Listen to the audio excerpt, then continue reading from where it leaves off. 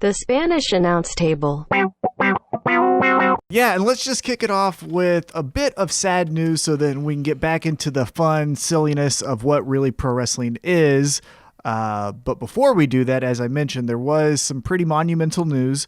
The passing of one of the icons in pro wrestling, Pat Patterson, the first Intercontinental champion. He was also the godfather to the Royal Rumble match, the right-hand man for Vince McMahon throughout most of his life. Also contributed on screen towards the latter part of his career as one of the Stooges with Gerald Briscoe. Pat Patterson, unfortunately, has passed away. But Tim, what do you think of Pat Patterson? What comes to mind?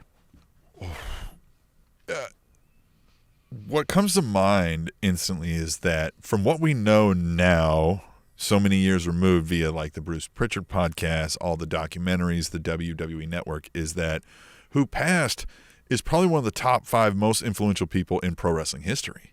If we're going to say Vince McMahon is the most influential person in pro wrestling history from who can influence the business, right? I mean, I think that's probably an easy number 1 with a bullet. You'd be hard-pressed to come up with too many names outside of Patterson that weren't McMahon or maybe a Jarrett name, you know what I mean? Like, and those are probably falling short of Patterson.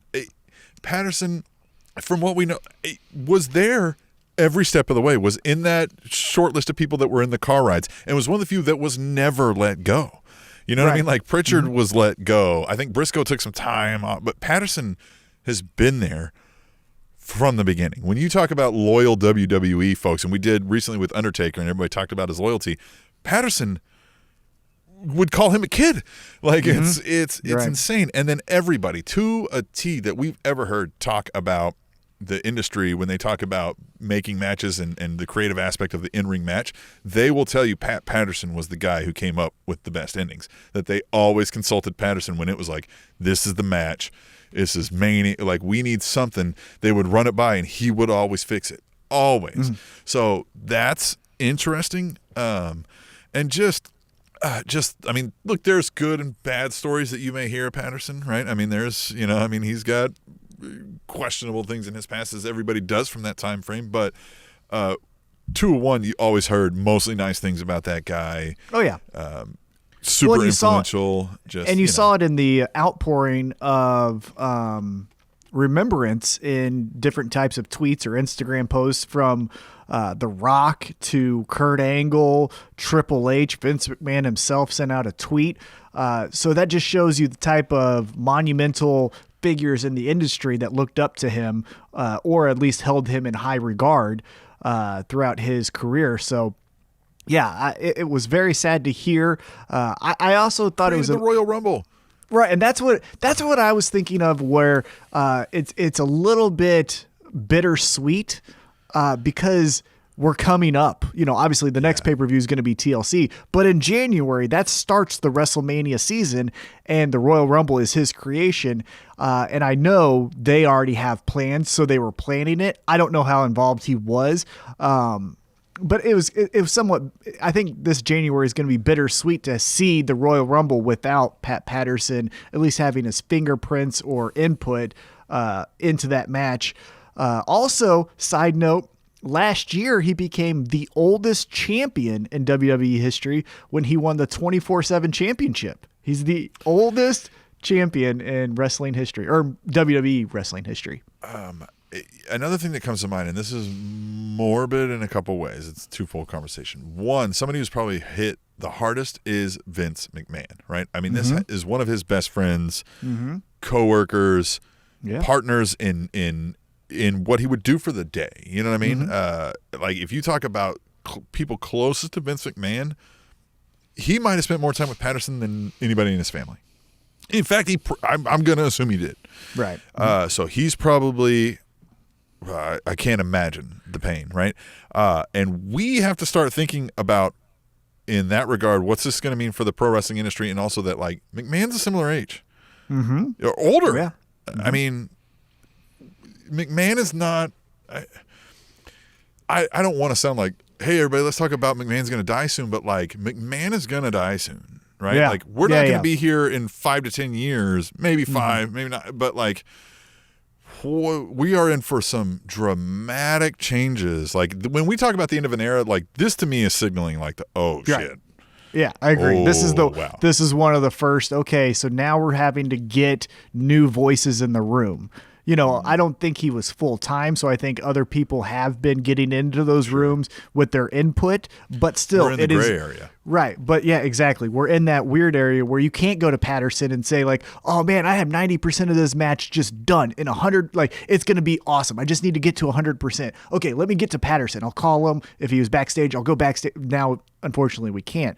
One other thing that I wanted to bring up about Pat Patterson that I feel has to be talked about is he was also backstage the first openly gay pro wrestler. So in a time period when obviously that was not necessarily the coolest thing to say, he had to go through his trials and tribulations to get respect in the locker room. Can you imagine what he had to go through and what he had to do to earn the respect? Because from what we hear from the stories, it was understood and it was told to newbies, hey, he's this and you're going to be fucking cool with it. Because we're fucking cool with it. So what he had to do to get that tone set, I can't imagine. I can't imagine how many people he had to kick the shit out of. Mm-hmm.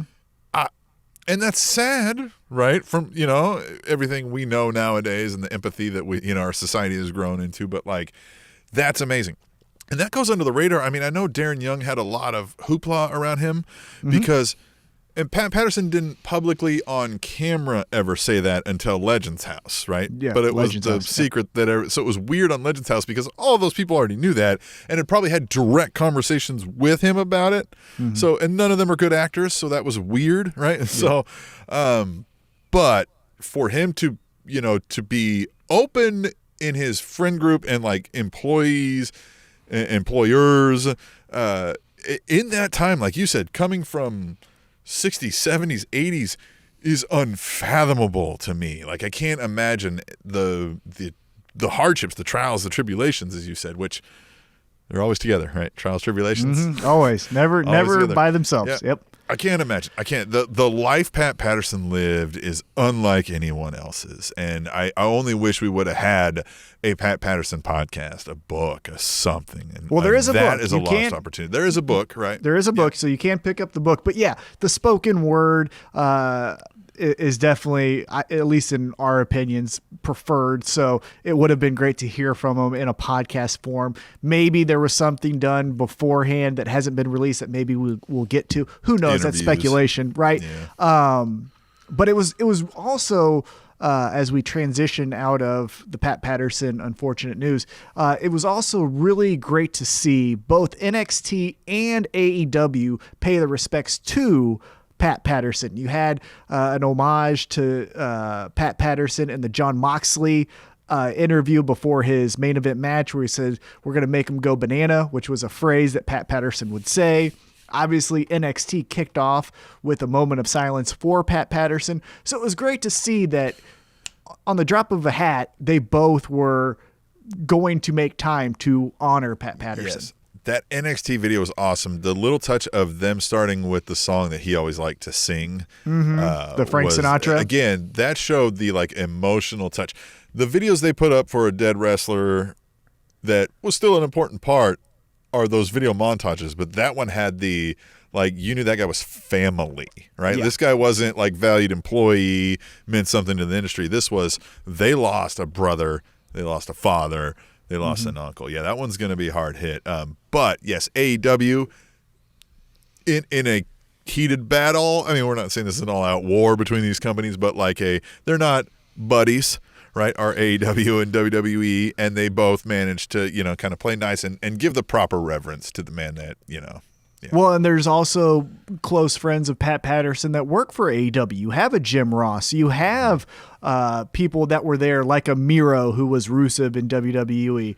You had Chris Jericho. You know, there were Jon Moxley, as I mentioned. So there were people there who knew Pat Patterson personally. So obviously it was good that Tony Khan and leadership gave them the opportunity to acknowledge him.